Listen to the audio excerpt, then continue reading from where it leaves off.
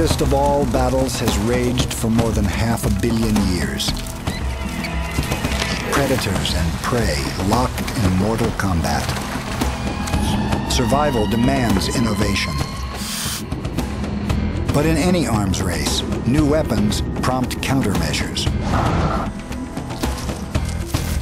All predators have to begin somewhere to attack, to subdue their prey. And so there really are first, second, and third lines of defense.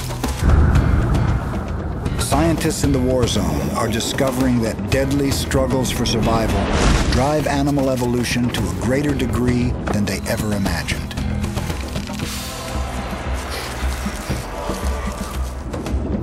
How is it that some animal groups seem not merely to survive, but to thrive in the endless battle? The world's tough. There's a lot of really nasty predators out there, and you need to have protection from predation. Evolution has so much time to play with. Join us as we meet some of Earth's greatest warriors, a special line of animals that can teach us the secrets of the survival game.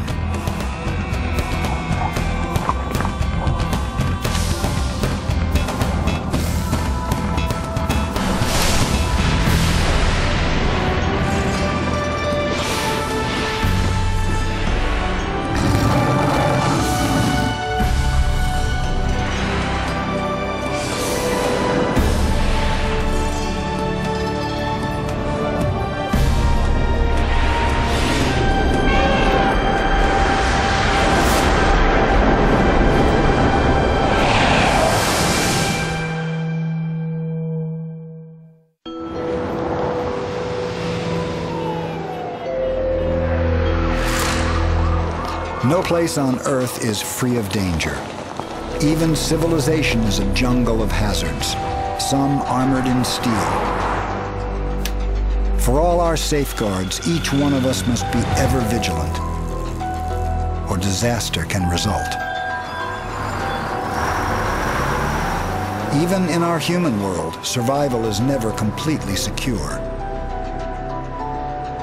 And the fossil record stored in rocks beneath our feet tells us that life has long been a dark proposition of eat or be eaten.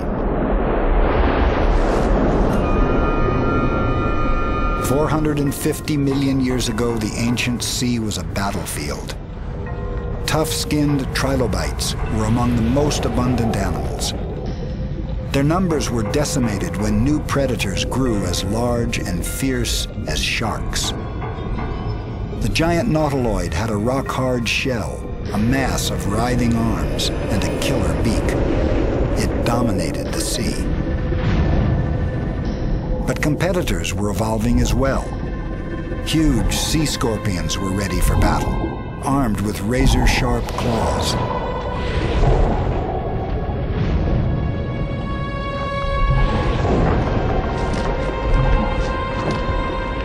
Competition forced all kinds of animals to find new ways to defend themselves and to survive.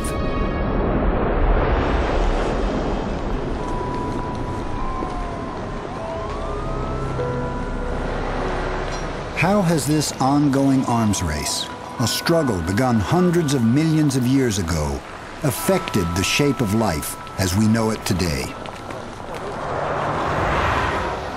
Scientist Gary Vermeij has managed to peer deeply into this mystery. All animals endure an arms race. All organisms endure an arms race. We have bacteria and antibiotics. That's kind of an arms race. We have shells and shell-breaking predators. That's a classic arms race. Everything in biology really is an arms race. For Vermeij, one line of animals illustrates the effect of the arms race to an exceptional degree. Mollusks, like this garden snail. It's just one of over 150,000 different mollusks that flourish today.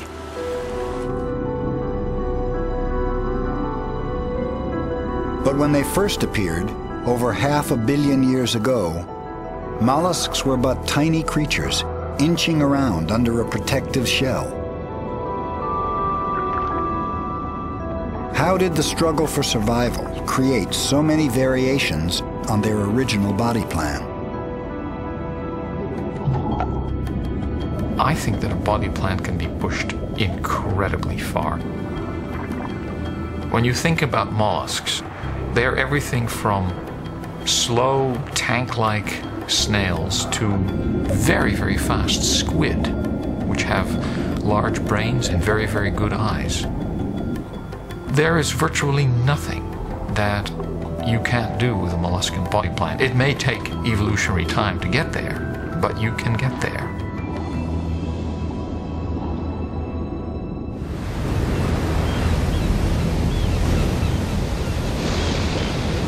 The success of mollusks is remarkable, considering the array of predators against them. They face a world of attackers, hungry for their protein-rich, sweet-tasting flesh.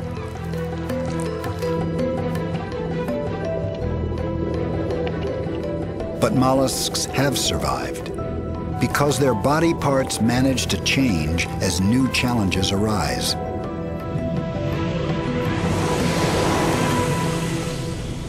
The basic toolkit of a mollusk is evident in the abalone.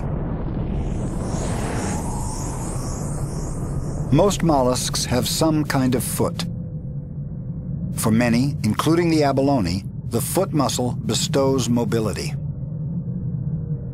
When the foot brings them to food, mollusks eat by using a unique rasping tongue called a radula. Covering the vital organs is a fold of skin called the mantle. It's the mantle that secretes the trademark body armor of so many mollusks, the shell.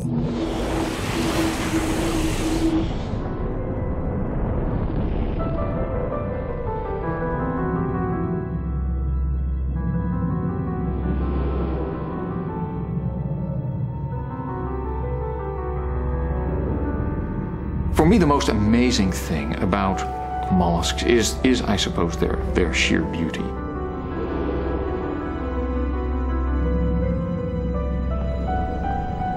The diversity on a simple theme of spiral growth. How much you can do with a simple theme like spiral growth. They show all these wonderful variations. It's kind of like listening to Bach all your life. Blind since childhood, Gary Vermeer has been able to decipher millions of years of history with his fingertips.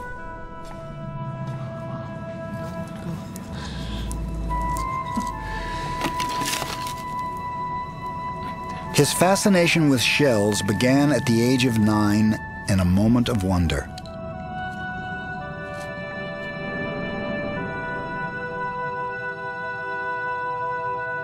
I was first shown some shells from Florida by my 4th grade teacher.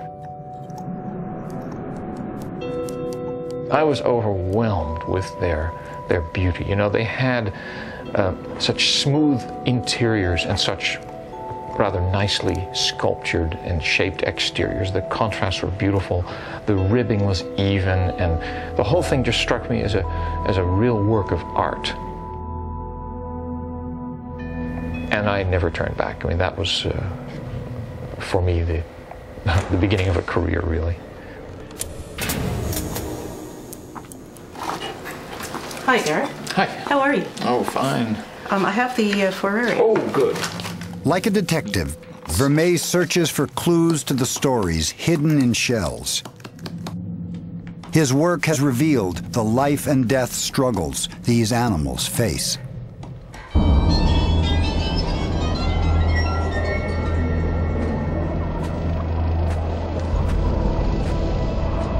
I think the world is fundamentally about competition. And predation is one very important form of competition. It's a world of, I want those resources, and I'm going to compete for those resources. And of course, the other side of the coin is that I want to defend myself. At one of Vermeer's field sites, two kinds of arms races intersect: a mollusk battleground and a U.S. Navy training site share the same stretch of Southern California beach. Here, Vermeer looks for evidence of violent clashes between mollusks and their enemies.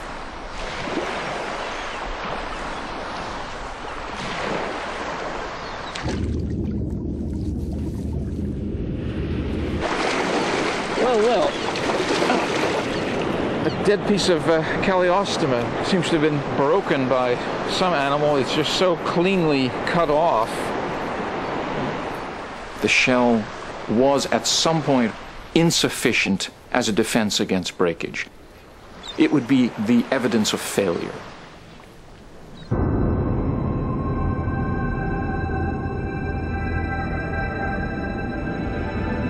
When that Calliostoma was alive, its lightweight shell helped in climbing tall stalks of seaweed.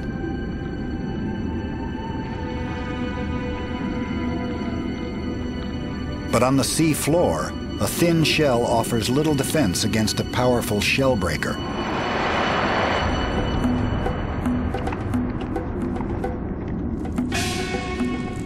When attacked by a crab, a Calliostoma withdraws far inside its spiral shell. But its brittle shield can't withstand the crunch of powerful claws.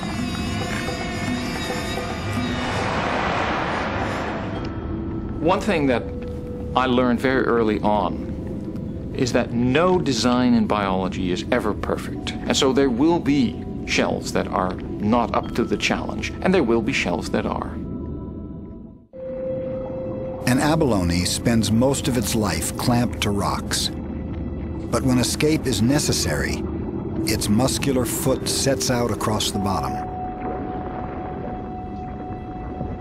The foot is a biomechanical wonder. With no bones for support, it can stretch out to crawl while holding on at the same time. The abalone employs its foot when a dangerous adversary is close by,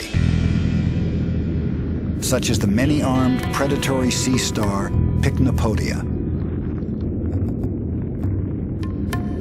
The abalone could clamp itself down, but then it would face the slow, suffocating torture of Pycnopodia's death grip.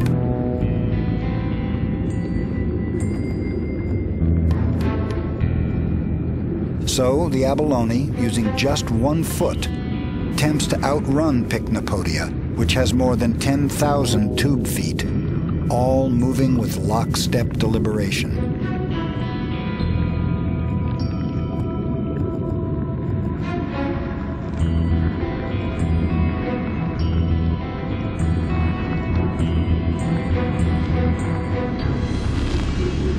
Because the abalone's foot is attached to its shell, it can twist with powerful torque and wrench itself free when its pursuer catches up.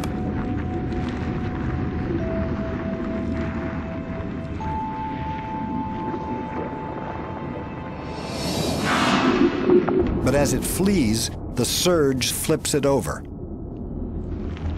leaving it vulnerable to the oncoming predator.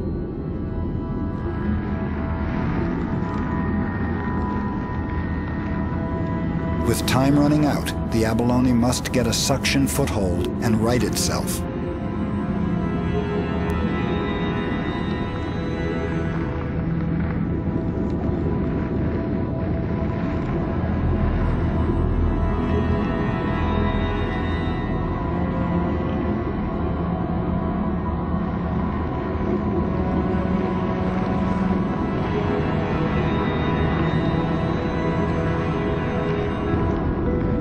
This time, Pycnopodia will go hungry. A muscular foot has helped the abalone survive across the ages. But competition has driven other mollusks to turn this defensive tool into a weapon that kills.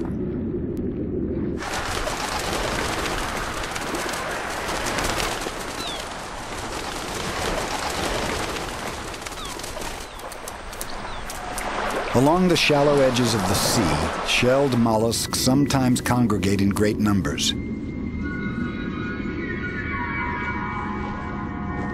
Where cockles are abundant, they attract the attention of a more aggressive mollusk with a lethal taste for cockles. The moon snail can inflate its foot to 4 times the size of its entire shell, a foot that serves as both a burrowing tool and a predatory weapon. The cockle, however, has a few tricks of its own. Its foot is a powerful digger, but it can also kick away forcefully when danger approaches.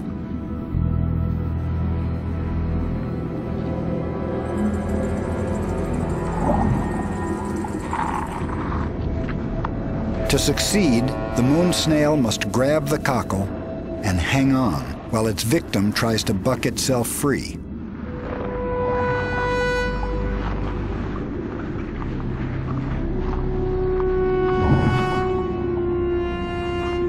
If the moon snail loses its hold, it can also burrow down.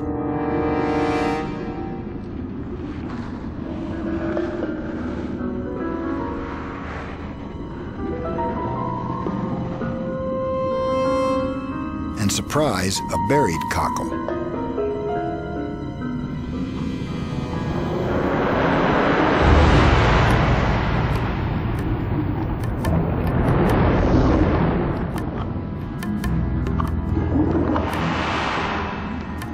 This time, the aggressor succeeds.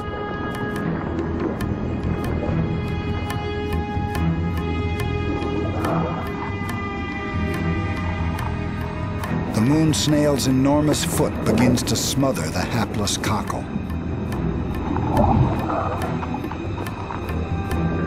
Even a hard shell can't stop the well-equipped moon snail, which can drill right through to feed on the animal within.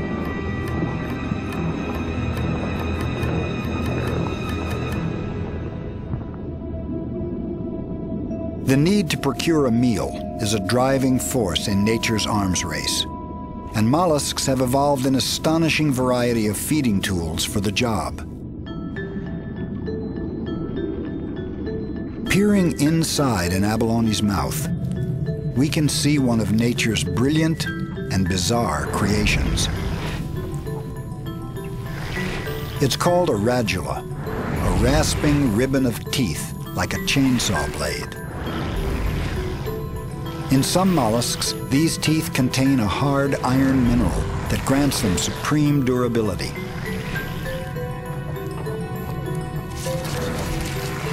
This electron micrograph of the abalone's radula shows why it's so adept at tearing through kelp. Other mollusks have evolved radulas suited for different tastes. This one opens barnacle shells.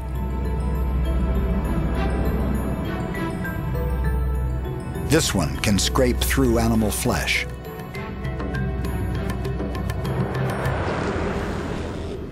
The compulsion to eat and to avoid being eaten has inspired endless invention. The war began among bottom dwellers confined to the sea floor. But 500 million years ago, mollusks took the arms race into another dimension. An innovative mollusk evolved the ability to swim by floating off the bottom. It was a miraculous step in the survival game.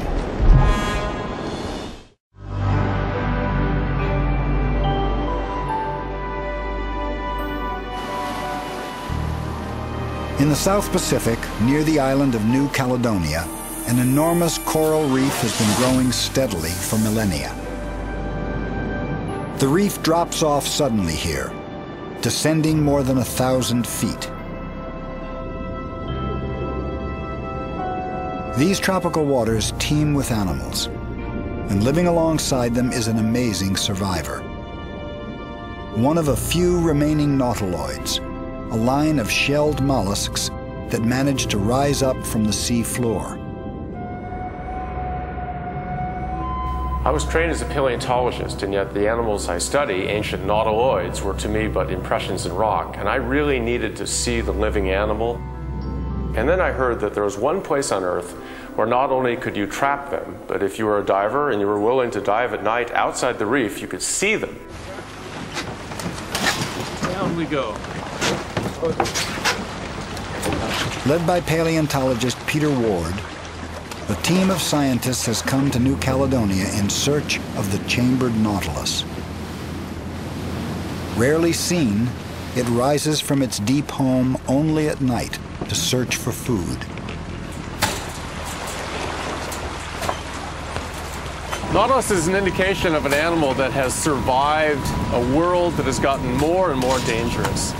You can see any nautilus shell has numerous breaks upon it. It's clear that it's a very dangerous place to live, and yet this particular design, this body plan of the nautilus has gone through. It's really survived the millennia.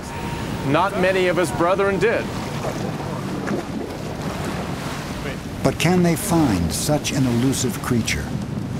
To do so, the scientists go fishing, sending baited traps 1,000 feet down the reef wall. At the end of the line they are hauling up, a nautilus will appear. They hope. When you start seeing the traps coming up, you peer over the side and try to see it. Can I see? Yeah, they're already in there. 1, 2, 3, and you see a little brown, a little white. Yeah.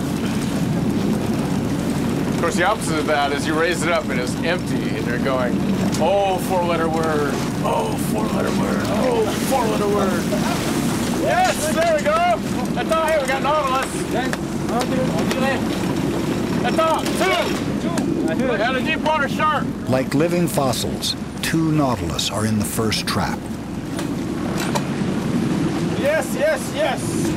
Hello, my old friends. Got it. The strong nautilus shell keeps the buoyant gas within at constant pressure, unlike the deep water fish that came up with them. All right, here's the difference between the nautilus coming up and that fish. See that fish with the swim bladder out? That has come up so quickly that he didn't have time to pressurize it, so his guts have blown right out of his mouth. These nautilus have come up from 1,000 feet. They're wonderful. They don't care. What a beautiful design difference. Examining the nautilus, we can see how evolution transformed a mere bottom feeder into a buoyant battleship.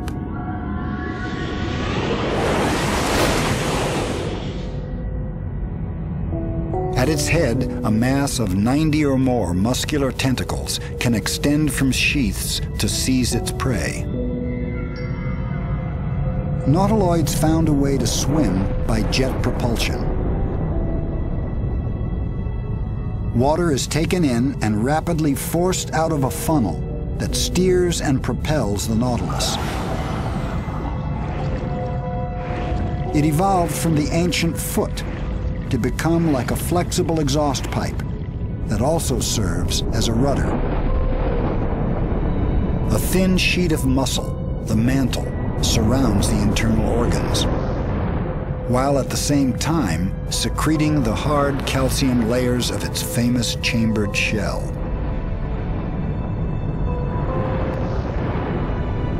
An ancient nautilus was the original jaws, the first animal with vertically clamping mouthparts.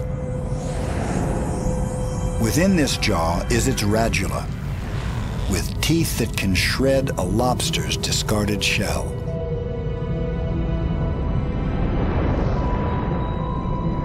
Every feature of the nautilus design is a legacy from its ancestors and the world they encountered. But what set this line of mollusks apart from all that came before was a key evolutionary breakthrough: buoyancy. For years, its secret was a mystery, until scientists took X-rays of a living nautilus. What makes nautilus unique among the living mollusks today is that the shell is not a simple interior tube, but it is cut into a series of partitions. People began X-raying the animals, and early on it became apparent that not only is there air in the chambers, but there's water too. New chambers are sealed off with seawater still inside them. In order to stay buoyant as it grows, the nautilus must remove this seawater from its shell. To do so, it uses a tube called the siphuncle, which spirals through every chamber. Cells in this tube gradually pull the water into the animal's blood system, leaving only gas. The secret to maintaining buoyancy. 500 million years ago, a buoyant shell enabled the nautiloids to grow in size and dominate the seas.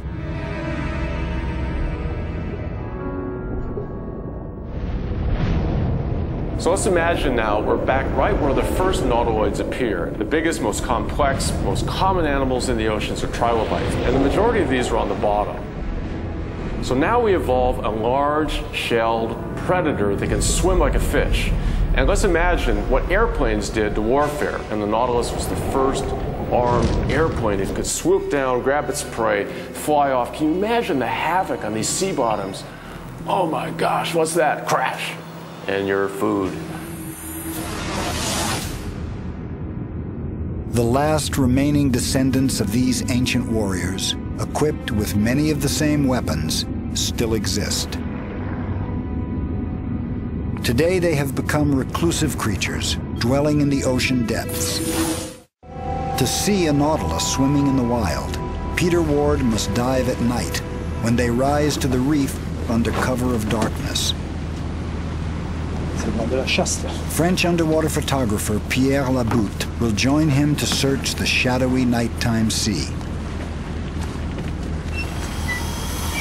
One thing that happens in night dives that is totally different. It's not simple you come up and say, there's the boat over there, because in the dark you come up, you may not see the boat. So that is what you really think about.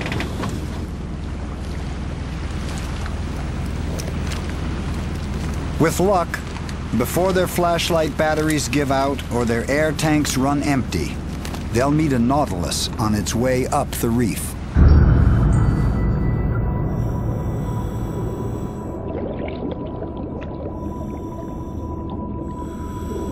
As soon as we turn our lights on, we have a sense of the bottom beneath us, but only as a spot. All else is dark around you, but that spotlight is illuminating fish in the midwater, you've got lots of shrimp, and at night the plankton in the coral reefs rises. So it's like diving through this incredible bestiary of tiny animals.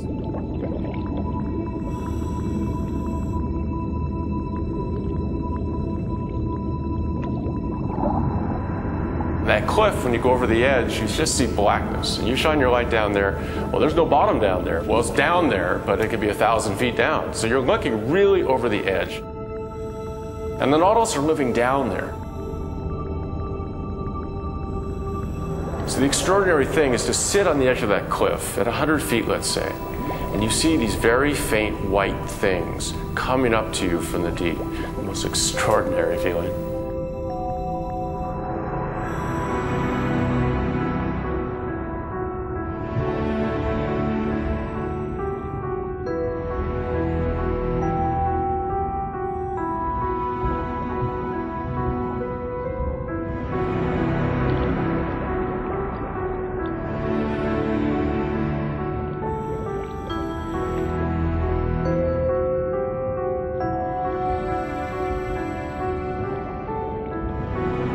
It's like being back in an ancient ocean where most of the animals swimming around were like the nautilus, back when they were the rule.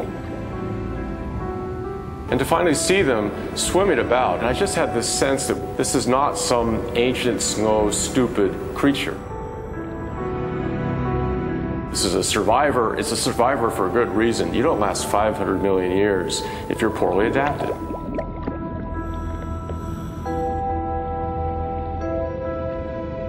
The Nautilus was born of a winning strategy that combined a shell with buoyant locomotion. But soon, the battle for survival would change dramatically, thanks to a new weapon: speed. Fish had been around for millions of years, but now they began to evolve quicker, more agile bodies, which greatly enhanced their hunting skills.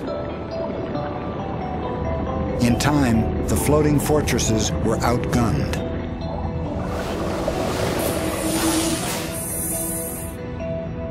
but mollusks fought back.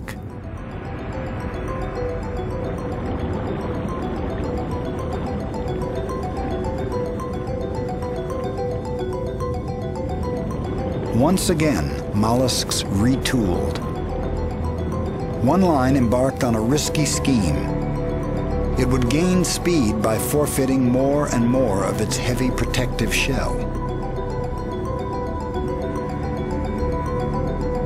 In squid living today, only a thin remnant of shell remains on the animal's inside. Now it provides support for a streamlined body that's become a kind of natural rocket. Some squid are capable of accelerated bursts, traveling as fast as 20 miles per hour. Compared to the mollusks that came before, squid are superb swimmers.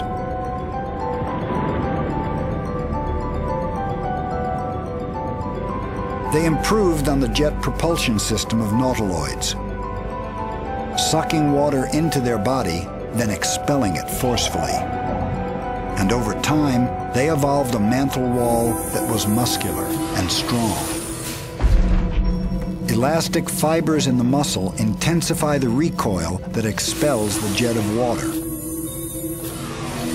Triggering this action at lightning speed is a nerve system wired with giant nerve fibers. And every squid is powered by 3 hearts, which can pump blood and deliver oxygen as fast as in humans.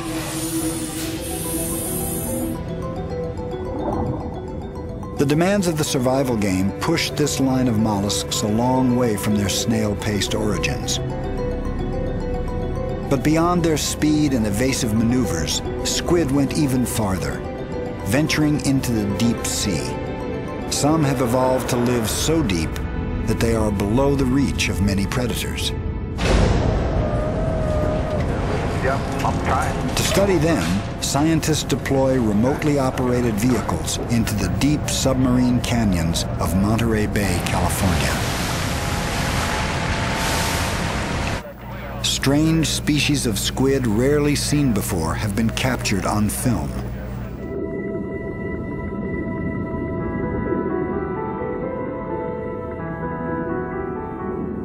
These squid must survive the extraordinary rigors of the deep. And like so many mollusks, they have adapted in singularly creative ways.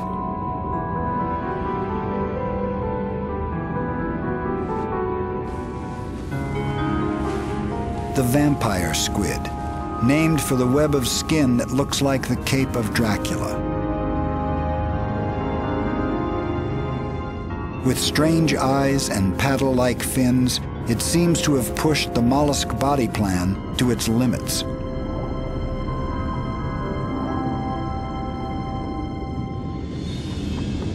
But another mollusk has gone even further, developing the most impressive weapon of all: intelligence. It is late in the day on Bunaken Island, one of the small volcanic islands in the Indonesian archipelago.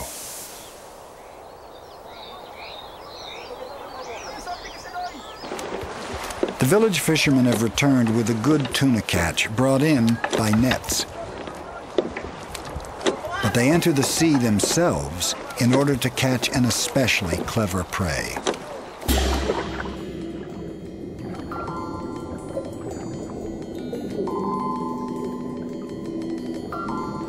And even scientists do not yet understand how clever the octopus may actually be. Many of the octopuses are known only by a name, maybe a specimen in a bottle. Nothing is known about their activity patterns, most of their behaviors, their mating behavior, what they eat, what time of day they're out there, whether or not they're poisonous. So there's really an untouched world when you consider octopus research.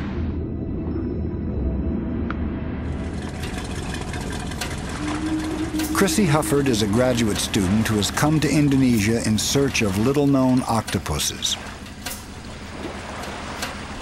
To learn where to look, she works with native fishermen. Local guides like Samuel know the activity periods of the octopuses. They know what they eat. They know seasonality. They just know so much that you can't understand just by studying from books. You really have to come out into the field and see what they see, really to understand these animals. One of Samuel's first suggestions: start the search at night, when many octopuses leave their dens to hunt through the concealing darkness.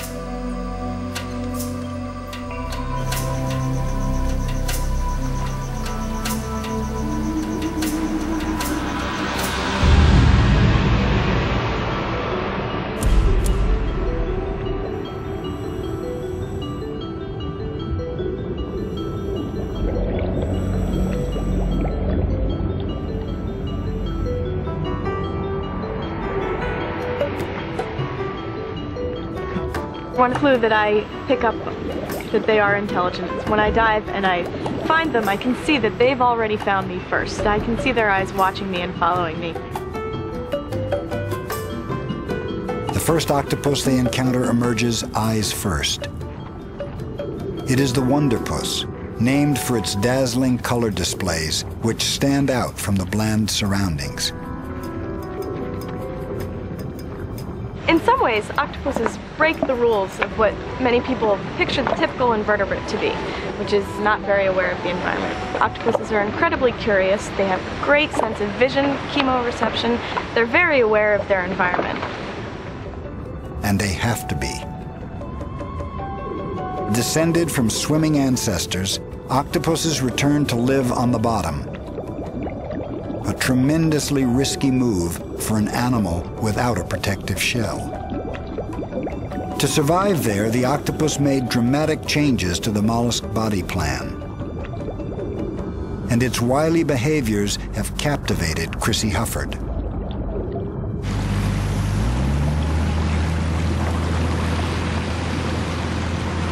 Indonesia's Lembeh Straits is a unique place to study the octopus. The volcanic cliffs constantly slough off, creating an unusual seabed layered with a powdery silt known simply as muck.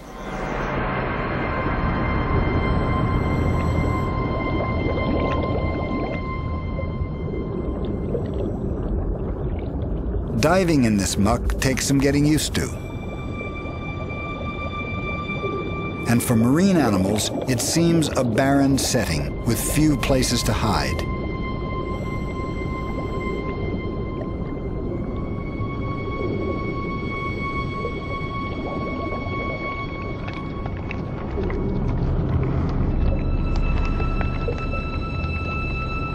Many of the fish stay close to the bottom.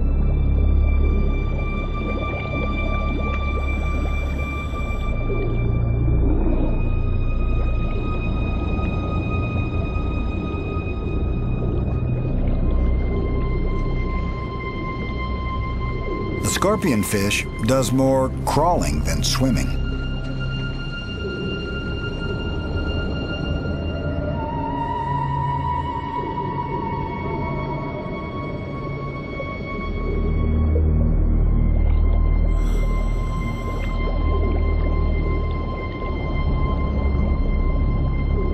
The cockatoo waspfish does its best to look like a dead and unappetizing leaf.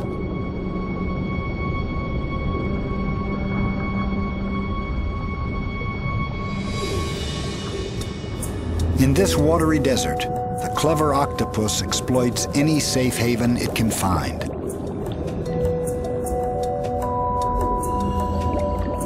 The veined octopus likes to squeeze into split coconuts for shelter.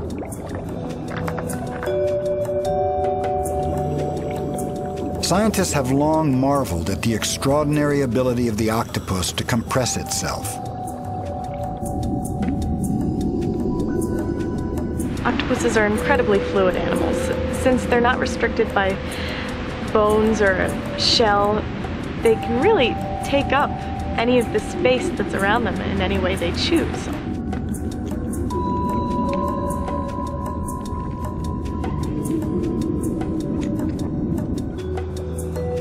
Being being mollusks and having no shell, they're faced with challenges that most mollusks aren't faced with. So they have to protect themselves in other ways. One way is the miracle of camouflage. The octopus can change color and texture in an instant. For the mollusk without a shell, nature invented the ultimate skin. Yet another brilliant design for the arms race.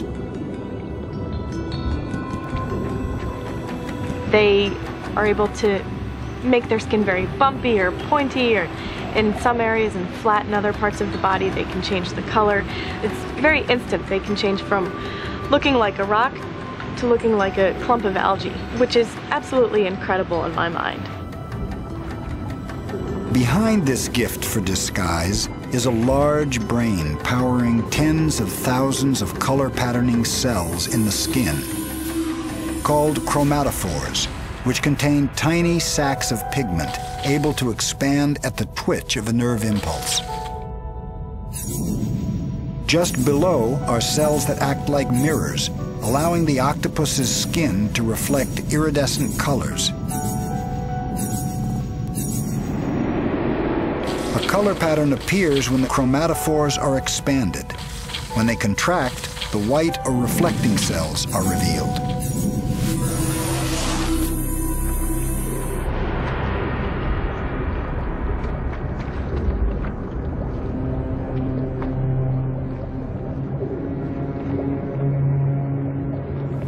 Chromatophores can serve other purposes.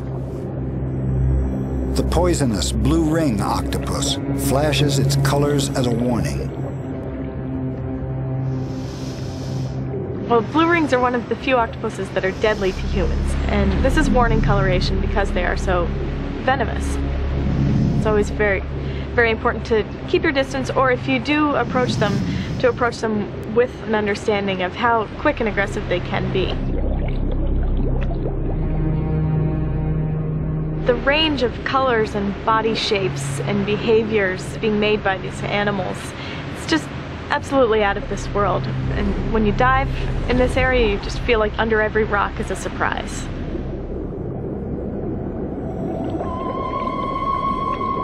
Whether it's a small blue ring or a giant with tentacles 6 feet long, the octopus has become a commanding presence on the sea floor.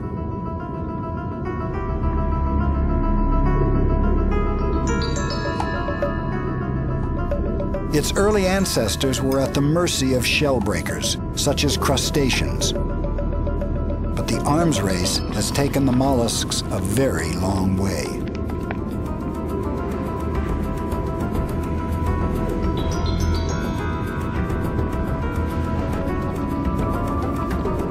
Now the crab must reckon with the octopus.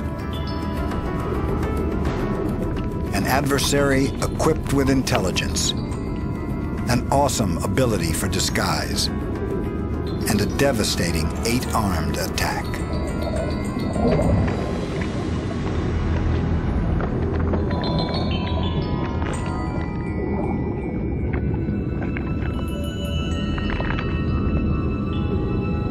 I think octopuses have really done well for animals that have soft bodies, that live in the bottom, that make the best of their daily routine. I think they have done quite well and maybe rival humans in some ways. Driven by intelligence, we humans have devised countless creations to survive in a dangerous world. But we are not the only gifted inventors.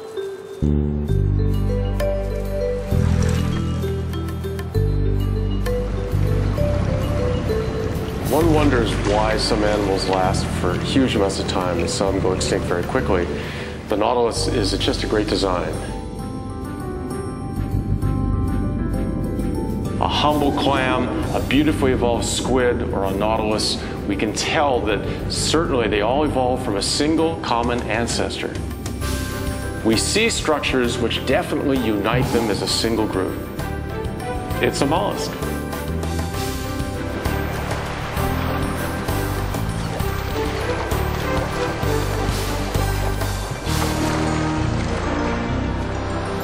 Mollusks, as a group, have proved after the fact to be very adaptable. Something about their body plan has enabled them to explore virtually every niche that one can.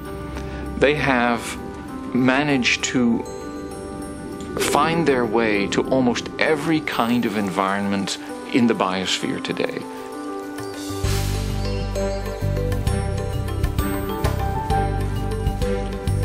Do mollusks possess some secret weapon in the battle for survival? The simple truth is, they endure because their body plan adapts, endlessly and ingeniously. Across millions of years, they have shown that the ability to change in an ever-changing world is perhaps the greatest secret of the survival game.